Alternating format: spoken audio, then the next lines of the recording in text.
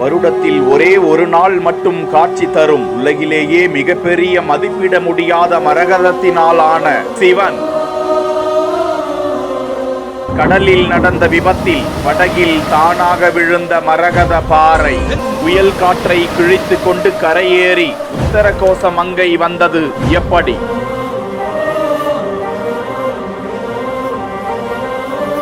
ஆருத்ரா தரிசனத்திற்கு உகந்த ஸ்தலத்தின் மரகத சிலை குறித்த ஆச்சரியமூட்டும் வரலாறு.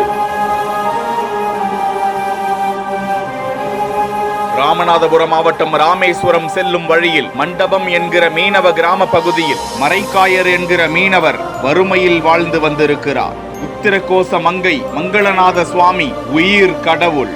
தினந்தோறும் பாய்மர படகில் கடலுக்கு சென்று மீன்பிடிக்க செல்லும் போதெல்லாம் உத்திரகோச மங்கை மங்களநாத சுவாமியை அன்றாடம் வழிபட்டுவிட்டு கடலுக்குள் மீன்பிடிக்க செல்லும் நிலையில் திடீரென கடலில் சூறாவளி காற்று பேய் மழை பெய்திருக்கிறது. அவருடைய பாய்மர படகு இலை குலைந்து எங்கேயோ அடித்து செல்லப்பட்டது.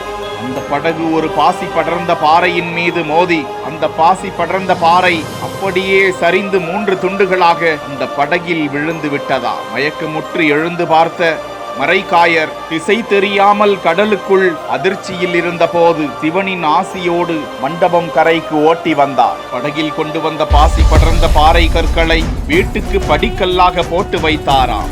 அதன் மீது நடந்து நடந்து பாறை மேல் இருந்த பாசி நீங்கி பளபளவென பச்சை நிறத்தில் மின்ன தொடங்க தன்னுடைய வறுமையை போக்க அந்த மங்களநாத சுவாமிதான் இப்படி ஒரு பரிசை அளித்திருக்கிறார் என பாண்டிய மன்னரின் அரண்மனைக்கு அந்த பாறையை எடுத்து செல்ல ஆட்களை வரவழைத்து அதனை சோதித்த போது அது உலகிலேயே மிகவும் அபூர்வமான மரகத கல் என்பதை அறிந்து கொண்டார். அதனை தன்னிடம் ஒப்படைத்த மரைக்காயருக்கு உரிய பொற்காசுகளை பரிசாக கொடுத்து அனுப்பி அந்த கல்லில் ஒரு நடராஜர் சிலையை செய்ய சிற்பிகளை அணுகிய போது திரும்பிய மன்னரின் முகத்திற்கு எதிரே சித்தர் ஒருவர் நின்றாராம்.